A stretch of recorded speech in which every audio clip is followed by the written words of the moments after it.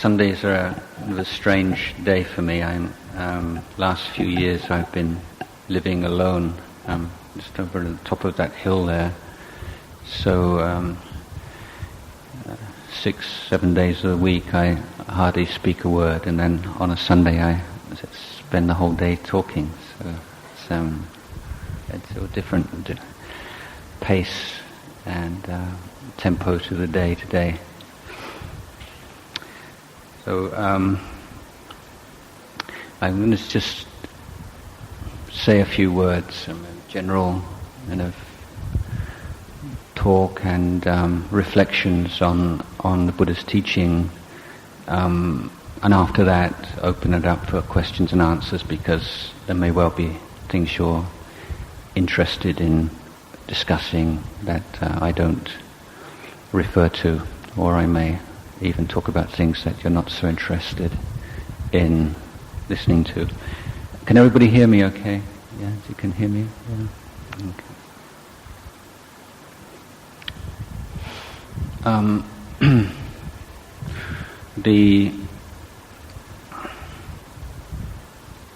One of the things that I think it's important to recognize is that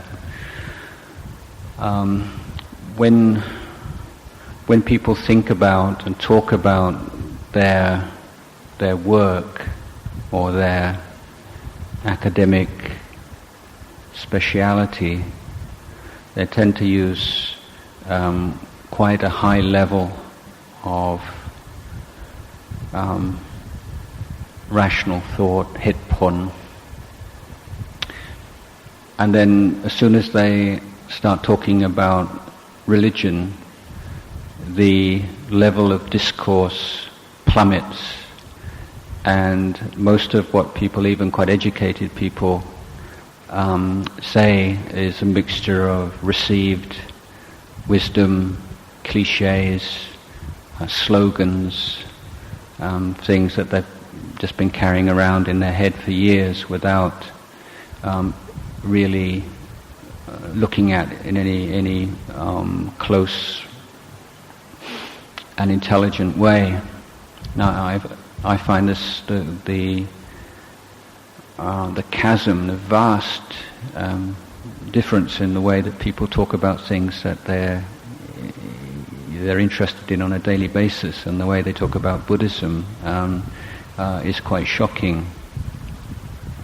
And this is the why in Thailand, one of the reasons where we see so many strange things going on, in the name of Buddhism, without people very often being aware of the contradictions. There's been a lot of talk recently, about Buddhism being made the national religion in the constitution and so on, and yet there are so many very practical day-to-day matters which seem quite untouched by Buddhist insights, Buddhist teachings. One point I've made often is the absence of any concerted Buddhist lobby to abolish capital punishment in this country. It's to me quite strange that one of the very few countries in the world which still retains capital punishment is a Buddhist country. I would say the treatment of animals in this country, factory farming, is totally shocking. It's shocking in any country, but in a Buddhist nation, one in which we believe in rebirth, and that beings can take rebirth as animals, and that animals have feelings and consciousness and deserve our respect. That the fact that there's not even a discussion of this, as far as I'm aware, in Buddhist circles, shows how little the principles of Buddhism, other than the very most superficial, really play a part in people's lives.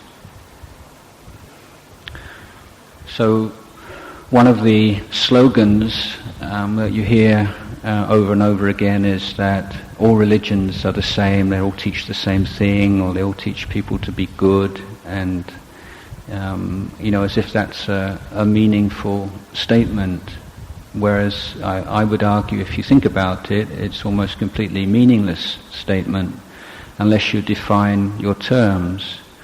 So what do we mean by when we say good? When you say all religions teach people to be good, what does that mean? There's suddenly a phrase which seems most basic, simple kind of statement, suddenly seems a lot more profound. How do we decide what's good? And is the idea of what's good the same in all religions? A very obvious example in which it's not the same is the subject of evangelization. Now, in the monotheistic religions, it's considered good, virtuous, a duty to try to encourage people who believe and belong to other religions to change their religion and to enter your religion. Whereas in Buddhism, that's not considered to be a good thing at all, and is not recommended. Even monks, sometimes are called missionary monks, but a monk is not allowed to teach at all, even a word, unless he's been invited, first of all. So just now Saya formally invited me to talk to you, so I can't just sort of knock on people's doors or try to persuade people to listen to me. That's a very un-Buddhist behavior.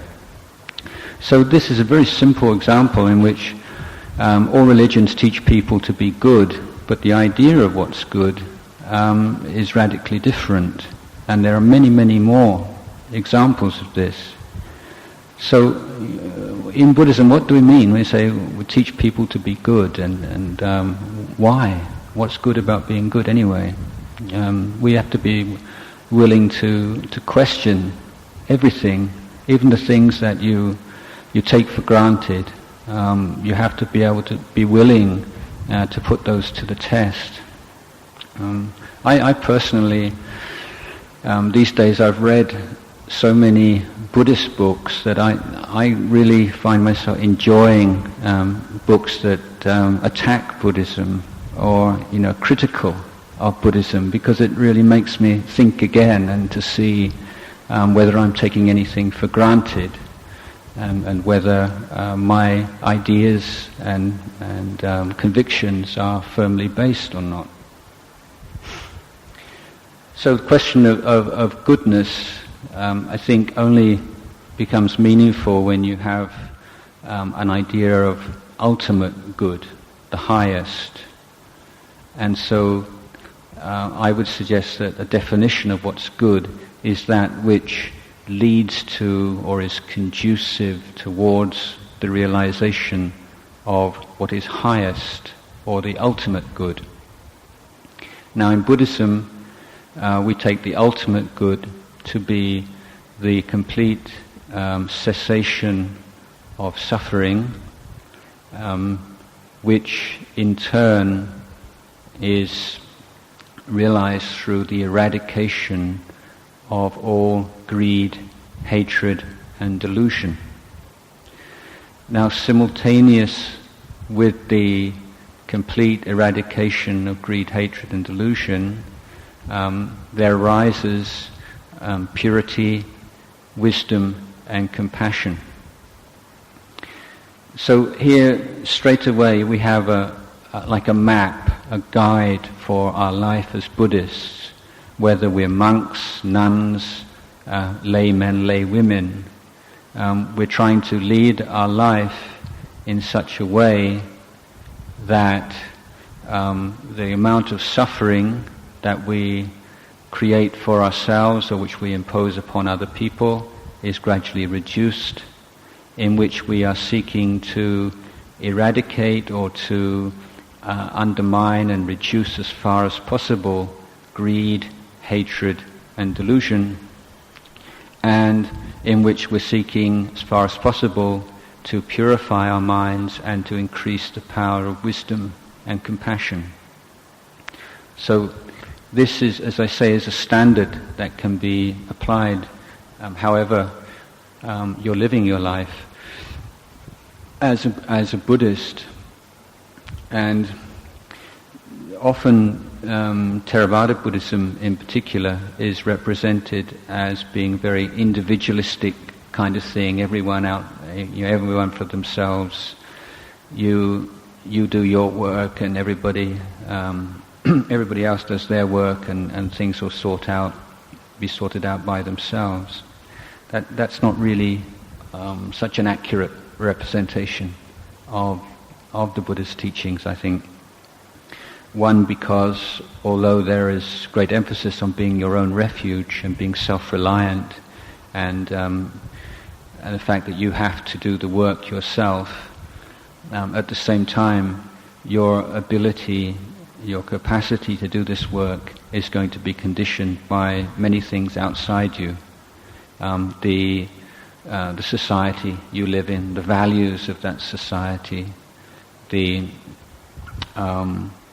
and the presence or the absence of good friends, wise people who can give you support on this path. So it's not purely an internal, personal kind of voyage, but it's one in which effort has to be made to, as far as possible, create the external conditions which will help you to be successful. So that starts off by seeking good friends, and friends who have the same kind of values and aspirations as you do, because know that social acceptance is, peer group pressure is extremely strong. And even if you have a lot of faith and a keen interest in developing yourself along the Buddhist path, if the people that you live with and the people you spend time with don't share your values, you're going to find it very difficult.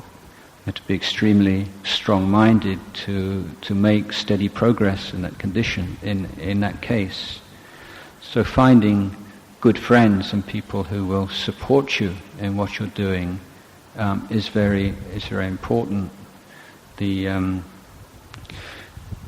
a program in America, I think, where they were teaching kids about teenage kids about dangers of peer pressure, and particularly as relating to risky behavior, drug use, and so on. And what they do is they get these teenage kids that come in a group of 4, and 3 of them would be actors, and one of them would be the sort of guinea pig, and they'd be shown a screen, and on one side of the screen there's a line, and then on the other side of the screen there are 3 other lines. One is shorter than the screen on the right, the line on the right. One's the same height, and one is higher. And so they were each asked to choose which one of these 3 lines was the same height as the one on the other side. Now the kid who's the guinea pig, he was the 4th.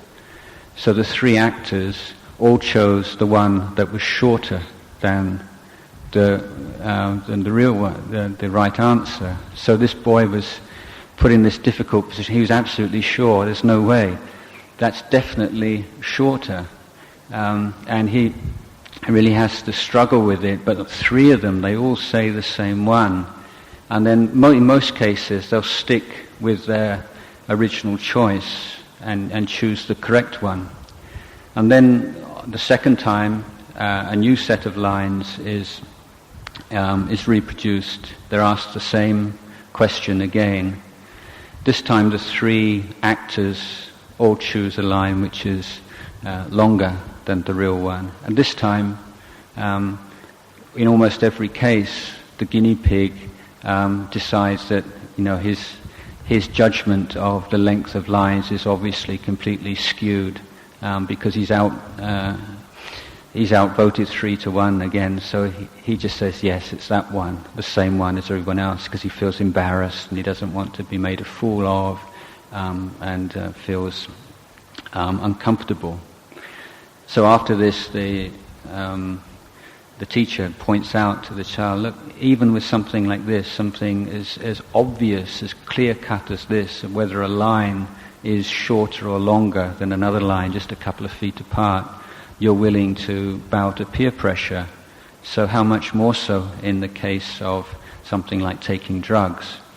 So this is an example of peer pressure and just how strong and pervasive it is and how important it is to have good friends and to also to cultivate within yourself the qualities of a good friend.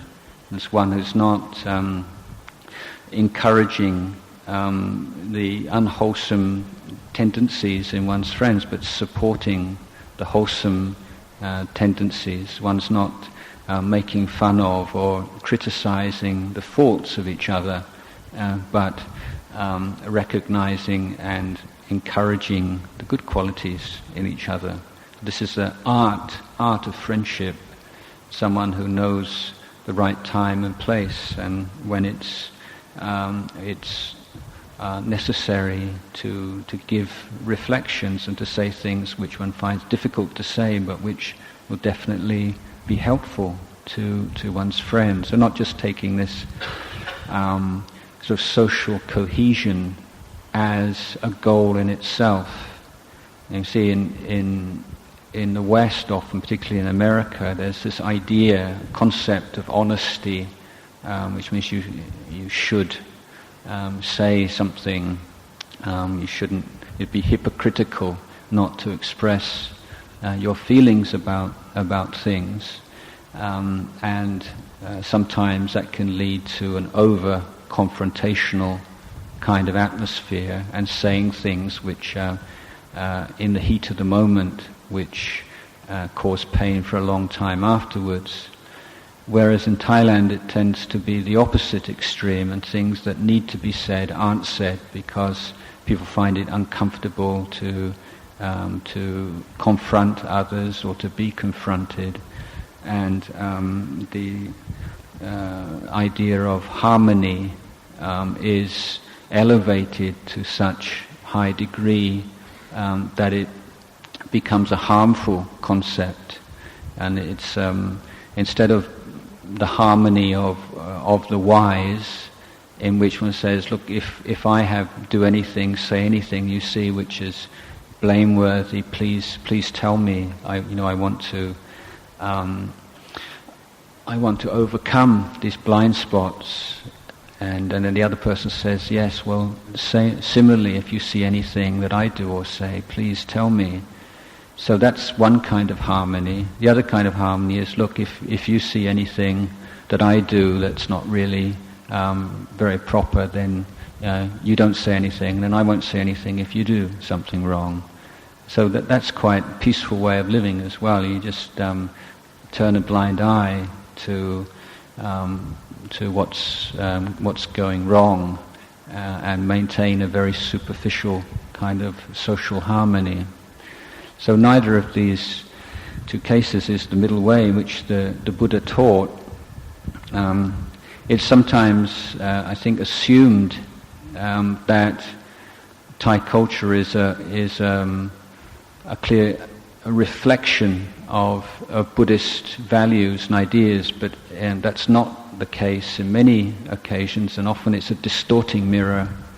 To give you an example, in the monastic order, in the Sangha, we have the principle of hierarchy, of seniority, and it's quite strict. And I find it's a very peaceful way of living. But there, as a complement to the principle of hierarchy, in the original discipline laid down by the Buddha, is the second very important principle of mutual admonition.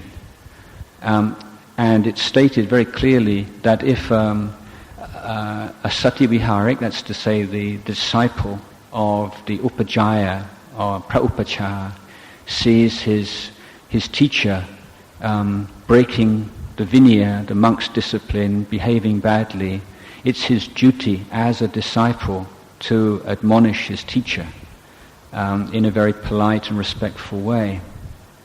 Now, I've never seen that happen in Thailand. And so in each Buddhist country, you see that certain parts of the tradition have been taken up and emphasized, and other parts have been de-emphasized. And in every country, whether it's Thailand or Sri Lanka or Burma, you tend to think that one's own particular version of things is the correct version, and the other countries they haven't really got it right. This is something to bear in mind, that this practice of eradication of greed, hatred and delusion, and one of gradual development of purity and freedom from defilements and for growth in wisdom and compassion, is something that every person has to do for himself, but he needs other people and supportive conditions to be able to do it. So there's a paradox there, if you like. But the path of practice, as I say, is one where we have to be willing to and learning how to be with ourselves a lot more than we are generally accustomed to doing. We're very rarely present to what's going on in the present moment. In the 17th century, French writer Pascal said all the problems of humanity arise from our inability to be alone with ourselves in a room. And this has become more and more true over the past few hundred years. And so our actions and speech and our values and thoughts and feelings tend to be full of contradictions and inconsistencies, and sometimes we can't see them at all and other people see very clearly. And unless you stop and start to look very clearly at what is this? What's this all about? What am I doing? What's my goal in life? Is how I am behaving right now, is what I've done today in harmony with the goals that I have for my life? This is very, very difficult, and it'll be a very painful question to ask, because quite often we can just comfort ourselves with some very noble ideals that we have without being willing to recognize that how we actually live our lives day by day, hour by hour, bears little relationship to those ideals. So the path of practice is one in which we need a great deal of courage and commitment and willingness to look at ourselves.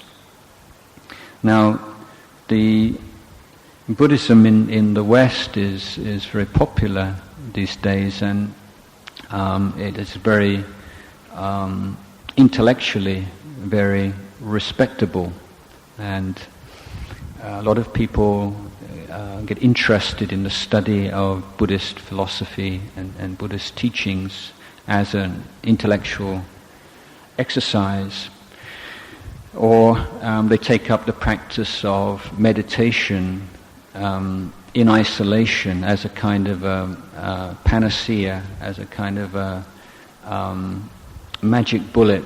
If you just meditate every day, everything will be all right. But in the long run, most people find disappointment when they just take up some particular aspects of Buddhism and practice. You know, there's in America, we was talk about the spiritual supermarket, where you've got so many different teachings, whether it's Zen Buddhism, Theravada Buddhism, Tibetan Buddhism, all these different kinds of teachings, and then the Hindu and the yoga and all the mixtures of them. And so it's very easy to take a bit of that and a bit of this and mix them all together and sort of feel you're being very tolerant and liberal. But it's like trying to learn a number of different languages all at the same time. You get confused, and then you're not quite sure whether one thing means the same as another thing or it's something else altogether. And how do you compare this and how do you compare that, and do you need to compare them in the first place? So you get a lot of doubts coming up. So it is a matter of choosing one particular path and becoming proficient in it without saying I'm right and everybody else is wrong. This is the true teaching.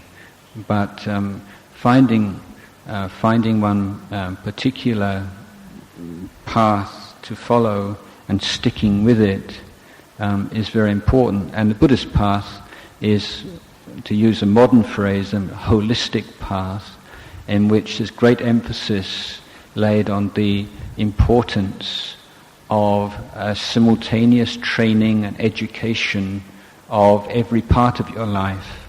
So in the external sphere, that means an education of how you relate to the physical world, and the physical world starting off with your physical body, how you look after your body, and this refers to nutrition and exercise and so on. And then how you relate to the physical world, most intimate to you, all those things that you call mine, your money, your wealth, your possessions, and so on. And then from there going outwards to the environment that you live in.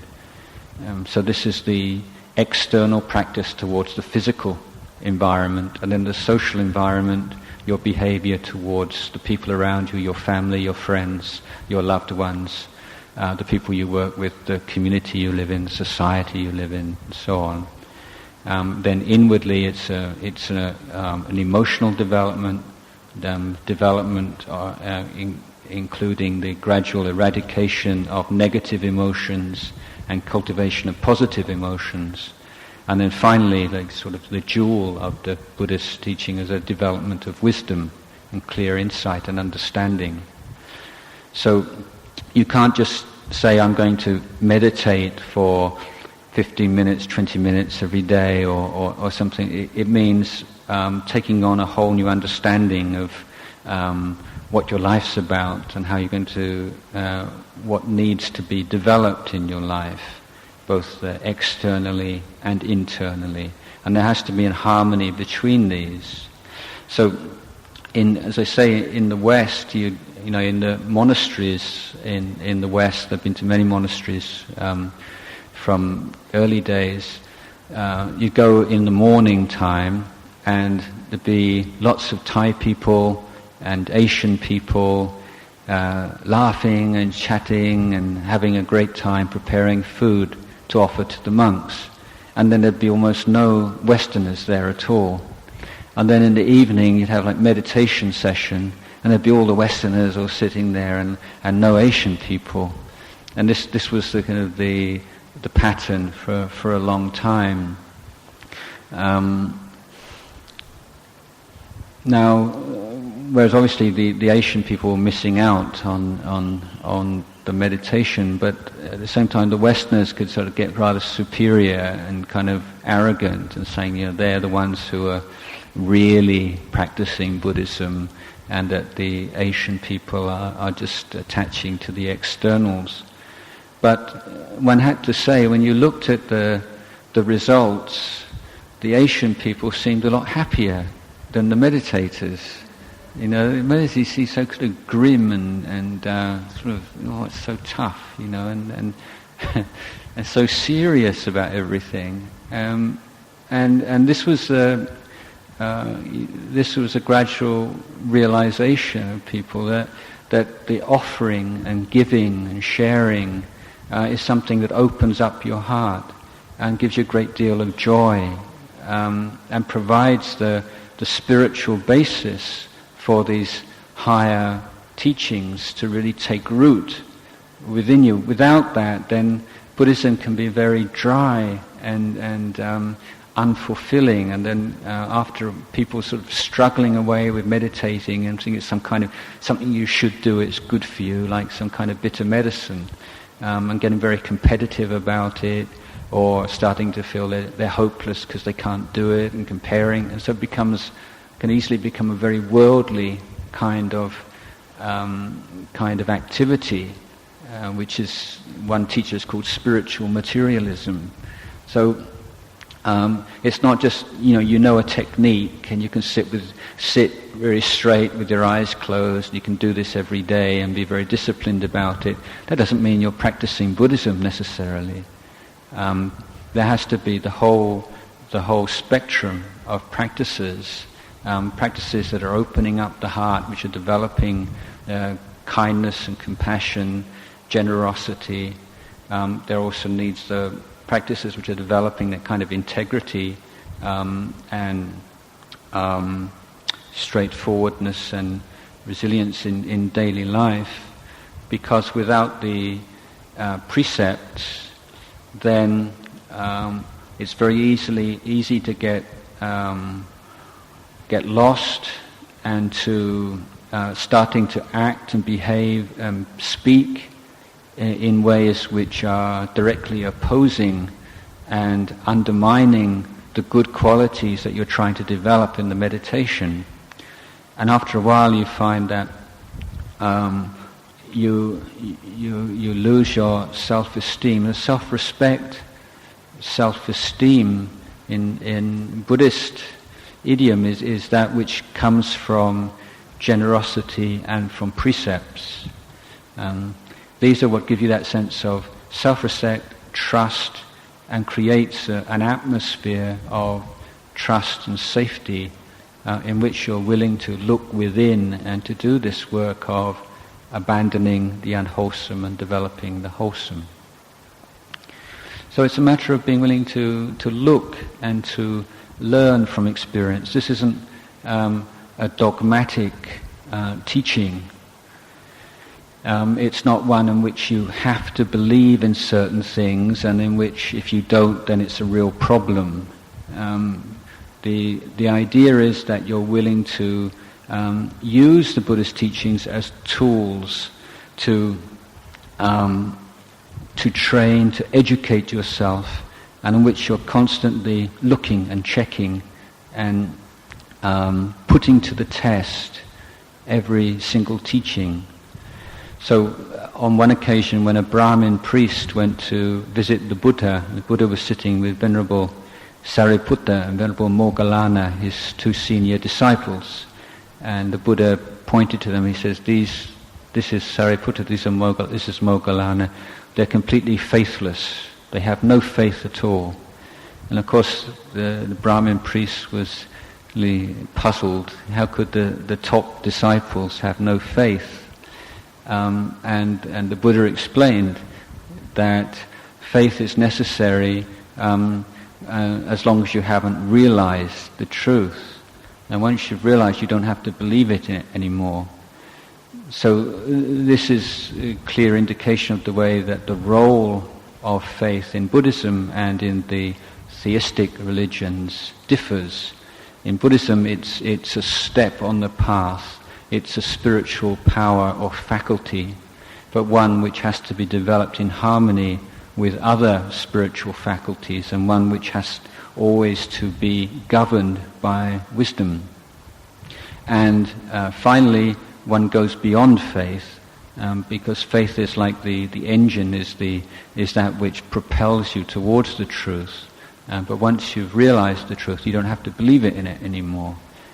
So the kind of faith that we have as Buddhists is more like the confidence in a hypothesis. Like a scientist has a certain hypothesis, and he has to have a certain amount of faith in his hypothesis before he's willing to spend the time or the money or the research grant to put that hypothesis to the test. But once it's been proved, then he doesn't have to have that kind of faith or confidence in it anymore. So this idea with the Buddha's teachings, where you're putting them to the test, it's not a matter of, I'm a Buddhist, therefore I have to believe in this, this and this, I have to believe in rebirth, I have to believe in this and that. It's not like that. But these teachings are tools which you can use to free yourself from suffering and from defilement, and start to understand what does peace mean? What's it like? What's the experience of peace? The Buddha says that peace is the highest happiness. Is it? How do you know? Are you willing to put the work in to put that to the test for yourself? Wisdom clearly sees the way things are, allows us to let go of attachments and to realize freedom. That's the hypothesis. But it's not just something that you say, well, I'm a Buddhist, I believe that. Say, well, I'm a Buddhist, I'm going to try to see whether that's true. Because that's what the Buddha recommended. He said, you bring me flowers and incense and all these kinds of offerings. And that's not really pleasing to the Buddha's mind. What's pleasing to the Buddha's mind is when people take what I've said away, reflect on it, and put it into practice.